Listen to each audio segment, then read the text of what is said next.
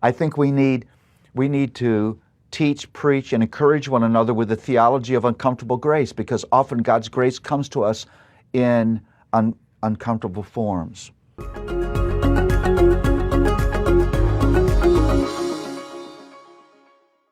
There are a lot of people out there who are sort of afraid of the Old Testament and don't really think there's anything for them there.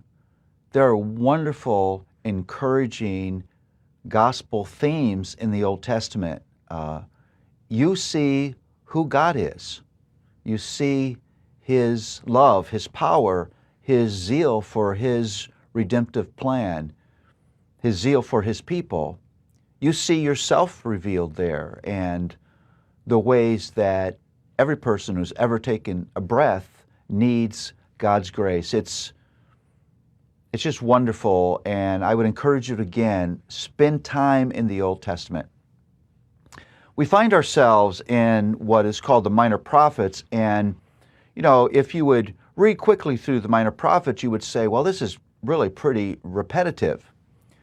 What has impressed me is there's a unity of theme through all of these prophetic writings, yet there's a specificity of content that meets the needs of the moment and the audience of the moment. And isn't that the way God works in our lives as well? We all experience the beauty of His grace, but we experience it in very, very different ways. God meets us exactly where we are. Now we're in Amos. I would subtitle Amos, Mercy Produces Mercy. And it's clear in Amos that God's plan for His people is not just to claim them and forgive them when they mess up, but to transform them, that they would become His people, not just by means of His choosing, but demonstrated by the way they live. They live like they're the people of God. And what you see in Amos, surprising in a book about mercy, is the harsh hand of the Lord. I want to read to you from Amos 4. I gave you cleanness of teeth in all your cities and lack of bread in all your places.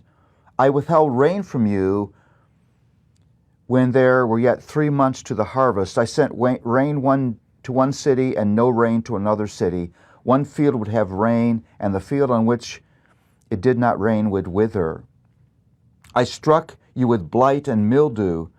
Your many gardens and vineyards, your fig trees and olive trees, the locusts devoured. I sent among you a pestilence after the manner of Egypt, and I killed your young men with the sword and carried away your horses, and I made the stench of your camp go up in your nostrils. I overthrew some of you as God overthrew Sodom and Gomorrah, and you were a brand plucked out of the burning. Now you think, who would follow a God that's that harsh? Well, the refrain is the giveaway. I did this, but you did not return to me. I did this, but you did not return to me. I did this, but you did not return to me. The harsh hand of the Lord is at once His hand of restorative mercy. God brings those difficult things to His people so that they would return to Him and then know His life, His hope, His grace. You see, God's mercy doesn't always come to us in comfortable forms. I think we need to teach, preach, and encourage one another with the theology of uncomfortable grace, because often God's grace comes to us in uncomfortable forms.